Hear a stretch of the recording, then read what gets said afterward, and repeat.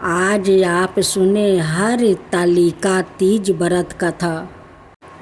हरतालिका तीज एक पावन त्योहार है और इस बरस हरतालिका तीज 6 दिसंबर को है।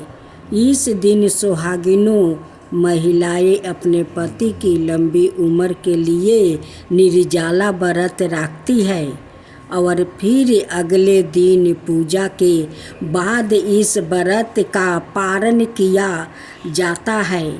वैसे तो साल में 4 तीज आती है, लेकिन उन सभी में हरतालिका तीज का सबसे अधिक महत्व माना जाता है।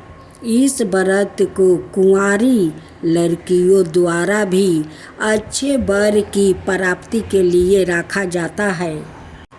उत्तर भारत के कई राज्यों में इस दिन मेहंदी लगाने और झुलुआ झूलने की भी परंपरा है। इस त्योहार की रौनक विशेष तौर पर उत्तर प्रदेश के पूर्वांचल और बिहार में देखने को मिलती है।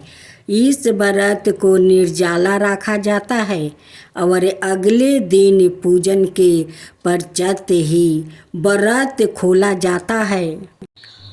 हिंदू पंचांग के अनुसार तिथि का शुभ मुहूर्त 5 दिसंबर दिन गुरुवार को दोपहर 12:22 पर होगा, जिसका समापन अगले दिन 6 सितंबर को सुबह 3:01 पर होगा। उदय तिथिया के अनुसार हरतालिका तीज का व्रत 6 दिसंबर को रखा जा रहा है। हरतालिका तीज व्रत कथा।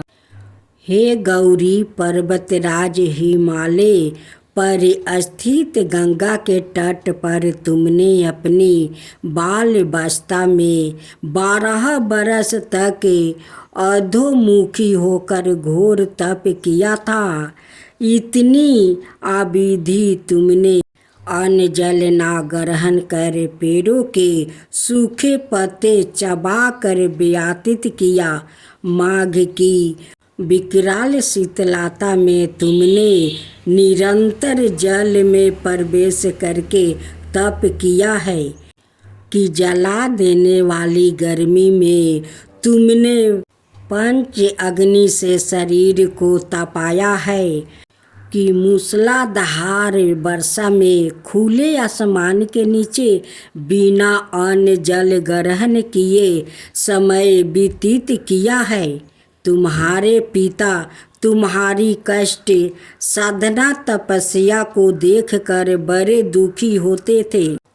उन्हें बड़ा क्लेश होता था। तब एक दिन तुम्हारी तपस्या और पिता के क्लेश को देखकर नारद जी तुम्हारे घर पधारे। तुम्हारे पिता ने हृदय से अतिथिया सत्कार करके उनके आने का कारण पूछा। नारद जी ने कहा, गिरिराज, मैं भगवान विष्णु के भेजने पर यहाँ उपस्थित हुआ हूँ। आपकी कन्या ने बड़ा कठोर तप किया है। इससे प्रसन्न होकर वो आपकी सुपुत्री से विवाह करना चाहते हैं। इस संबंध में आपकी राय जानना चाहता हूँ। नारद जी की बात सुनकर गिरिराज गदगद हो उठे। उनके तो जैसे सारे क्लेश ही दूर हो गया है। प्रसन्न चित्त होकर वो बोले, श्रीमान, यदि सवाए विष्णु मेरे कन्या का वरण करना चाहते हैं तो भला मुझे क्या आपत्ति हो सकती है। वो तो साक्षात ब्रह्मा है। हे महर्षि, यह तो हर पिता की इच्छा होती है कि उसकी पुत्री सुख संपदा से युक्त पति के घर की लक्ष्मी बने। पिता की समर्था इसी में है कि पति के घर जाकर उसकी पुत्री पिता के घर से अधिक सुखी रहे। तुम्हारे पिता की सभी कीर्ति पाकर नारद जी विष्णु के पास गए और उनसे तुम्हारे विवाह के निश्चित होने का समाचार सुनाया, मगर इस विवाह संबंध की बात जब तुम्हारे कान में पड़ी तो तुम्हारे दुख का ठिकाना ना रहा। तुम्हारी एक सखी ने तुम्हारी इस मानसिक दशा को समझ लिया है और उसने तुमसे उस विचित्रता का कारण जानना चाहा। तब तुमने बताया, मैंने सच्चे हृदय से भगवान शिव शंकर का वरण किया है, किंतु मेरे पिता ने मेरा विवाह विष्णु जी से निश्चित कर दिया है। मैं विचित्र धर्म संकट में हूँ, अब क्या करूँ? प्राण छोड़ देने के अतिरिक्त अब कोई भी उपाय शेष नहीं बचा है। तुम्हारी सखी बड़ी ही समझदार और सूझबूझ वाली थी। उसने कहा, सखी, प्राण त्यागने का इसमें कारण ही क्या है? संकट का मौके पर धैर्य से काम लेना चाहिए। नारी के जीवन की सार्थकता इसी में है कि पति रूप में हृदय से जिसे एक बार स्वीकार कर लिया, जीवन पर्यंत उसी से निभाए करे।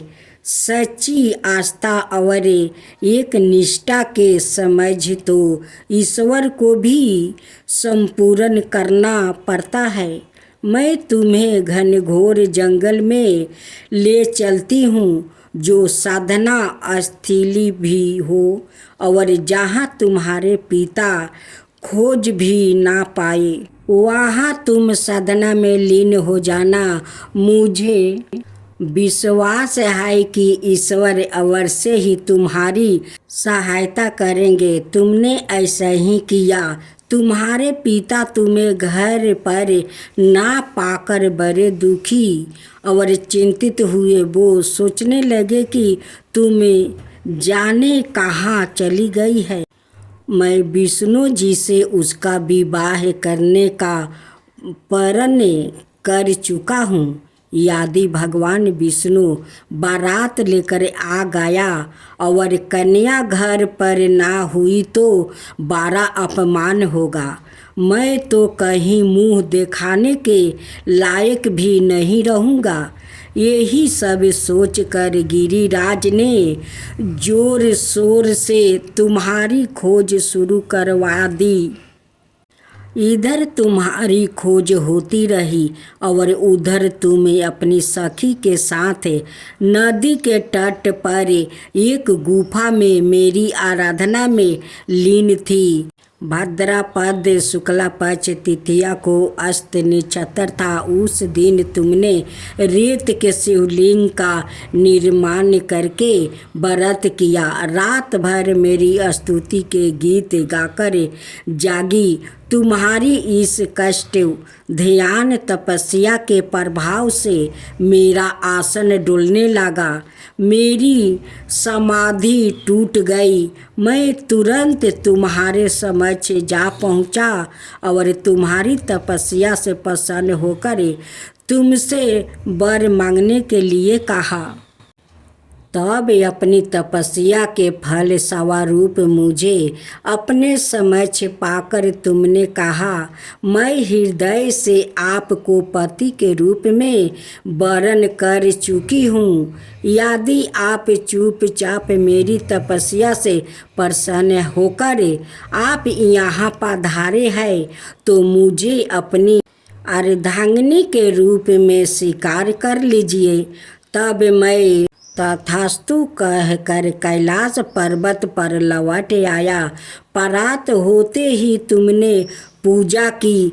समस्त समग्रही को नदी में प्रवाहित करके अपनी सहेली सहित व्रत का पारण किया। उसी समय अपने मित्र बंधु और दरबारियों सहित गिरिराज तुम्हें खोजते खोजते वहाँ आ पहुँचे और तुम्हारी इस कष्ट साधना तपस्या का कारण और उद्देश्य पूछा। उस समय तुम्हारी दशा को देख कर गिरिराज अधिक दुखी हुआ और पीड़ा के कारण उनकी आँखों में आंसू उमड़ आया था। तुमने उनके आंसू पोंछते हुए विनम्रता सवार में कहा, पिताजी, मैंने अपने जीवन का अधिकांश समय कठोर तपस्या में बिताया है। मेरी इस तपस्या का उद्देश्य केवल ही था कि मैं महादेव को पति के रूप में पाना चाहती थी। आज मैं अपनी तपस्या की कसौटी पर खरी उतर चुकी हूँ। आप क्यों विष्णु जी से मेरा विवाह करने का निर्णय ले चुके थे? इसलिए मैं अपने आराध्या की खोज में घर छोड़कर चली आई। अब मैं आपके साथ इसी शर्त पर घर जाऊंगी कि आप मेरे विवाह विष्णु जी से ना करके महादेव जी से करेंगे। गिरिराज मान गया और तुम्हें घर ले गया। कुछ समय के पश्चात विधि विधान पूर्वक उन्होंने हम दोनों को विवाह सूत्र में बंधवा दिया। हे पार्वती, भाद्रपद की शुक्ल पक्ष तिथिया को तुमने मेरी आराधना करके जो व्रत किया था उसी के फल स्वरूप मेरा तुमसे विवाह हो सका है।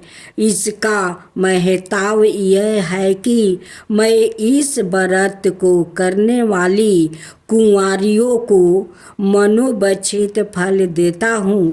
इसलिए सौभाग्य की इच्छा करने वाली प्रत्येक युवती को यह व्रत पूरी एक निष्ठा और आस्था से करना चाहिए। हरतालिका तीज व्रत पूजा कथा।